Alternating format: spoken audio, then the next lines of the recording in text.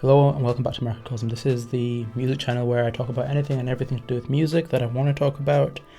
And yeah, that's pretty much all I do on here. So today I will be looking at and reviewing Justin Bieber's latest record, Changes. This is his 7th album, I believe, since he started his career, which is odd to believe that it was 12 years ago now when he was 13 years old.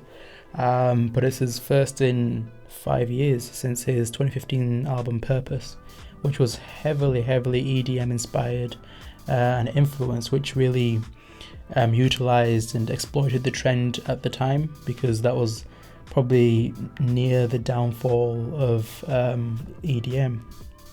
Not that I'm blaming Justin Bieber for the downfall of EDM, although I do miss those days. I find it kind of amazing that people always forget his age. They hate on him and everything, but they forget that he is still so young. When he released Purpose, he was only 20 years old. Like, I'm 20 now and I've done literally nothing in my life. This guy's released, at that point he had released 6 albums, one of which, Purpose, is a pretty darn good record. But yeah, he is now doing this album where he promised that it was going to be much more of an R&B focus, and to be fair, it is. He's still focused on the topics of love, and especially with recently being married, that's understandable. You cannot blame the guy for focusing an album on love and the experiences that he's had and so forth.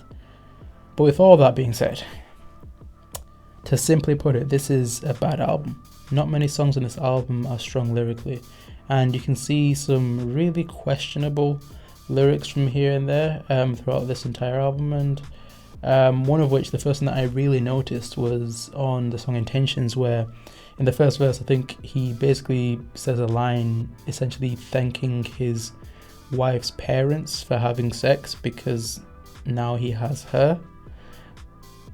Why? Also, I feel like with the lyrics of ETA, it could come off a bit possessive and controlling and a bit creepy, but at the same time it could come off as really cute. It really depends on your own perspective and how you take the lyrics and how he's really saying it in this song, because personally I don't really see it as either, although it is sort of leaning towards the whole creepy side. So there's points of this where he seems like he's just whining and he's just a bit of a creep, but I mean, you kind of are going to look like that when you're deeply in love, I guess, because everything to you is wonderful and stuff, but to the rest of the world it's a bit like, that's just really weird.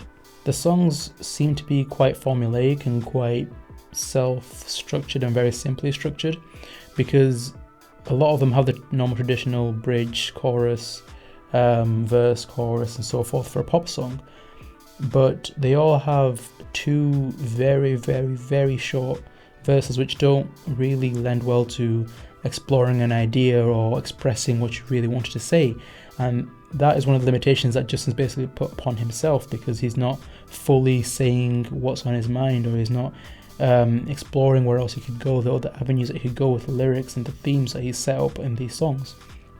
And I also feel like the production on this album doesn't properly match Justin's tone and his delivery and his performance in a lot of these songs. There seems to be a little bit of a disconnect, which is quite odd considering that he's worked with the main producer throughout this record, Pooh Bear, for years and years. They've been working with each other for, I don't know, probably about a decade, at least half a decade.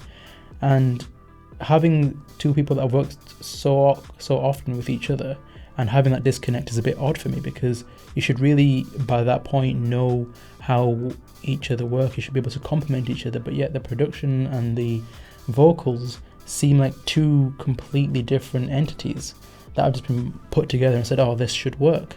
They're all different beats, but they all have the same feel to them, and that's a massive issue, because Justin is trying to portray so many different emotions in these songs, but his performances aren't really showing those emotions, and the beats aren't really complementing any of those emotions, because they're not really giving any emotion. They're not giving you any feelings. It's just like you're passing by song and not really caring about it, and that really pulls down the quality of a song, because you can't connect with it if you cannot fully engage with the song. Like, the first half decent song that I can really stomach and that is palatable is I think it's like the 7th track in the entire album. Forever. Listening to this song, I felt a better connection to Clever in the 1 or 2 verses that he's got on this, compared to what Justin Bieber gives me throughout the entire album, which says a lot. And even whenever I heard his voice, I was like, wow, this is the one shining light, this is the one thing I've been looking for. And he's only got 2 verses. After that, you don't really get that much of emotion from Justin again, and it just goes back to being quite a bland and boring album.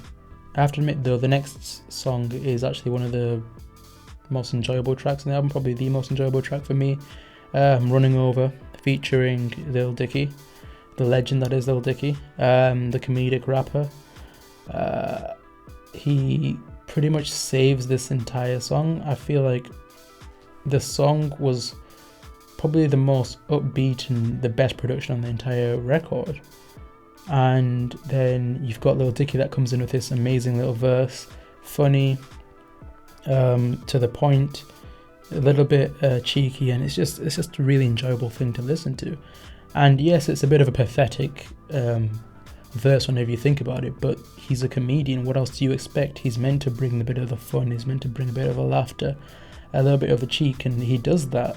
One of the biggest disappointments in this entire record has to be Travis Scott and his feature on this album, because he doesn't really seem to appear for that long, and he doesn't do much in the album.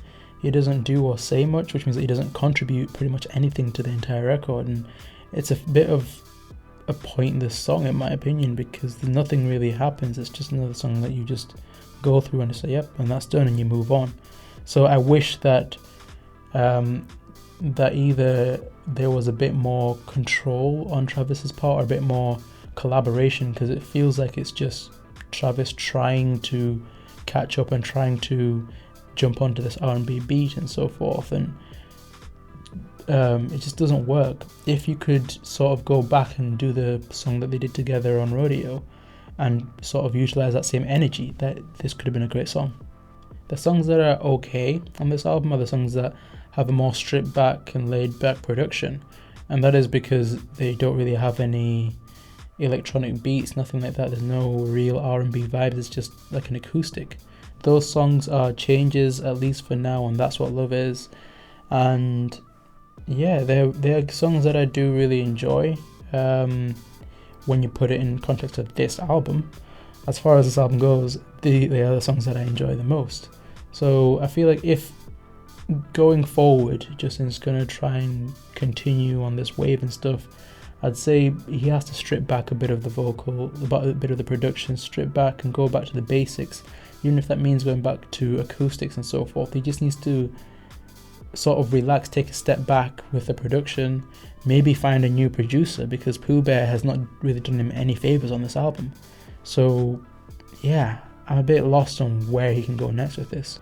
My overall takeaway from this entire album is probably that artists should not get married.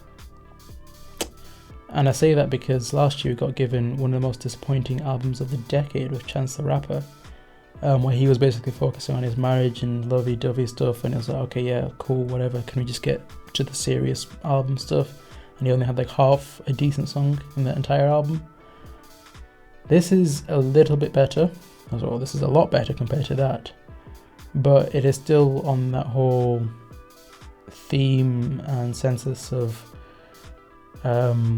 singing and performing an entire album about love and just being recently married and so forth. And it's cool and all, but just don't do this again. To any artist out there who is planning on getting married, either don't get married until you've retired musically, or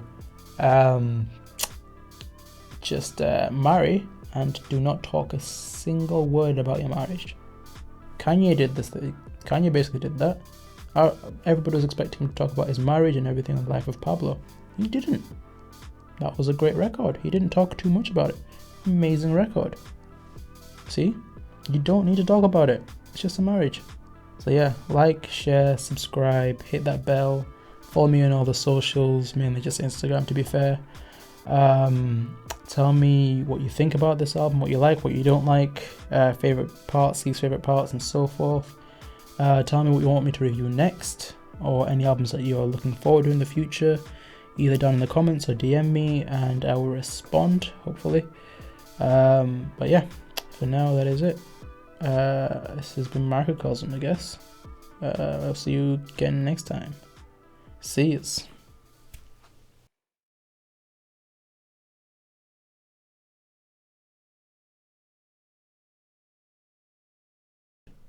Just a marriage.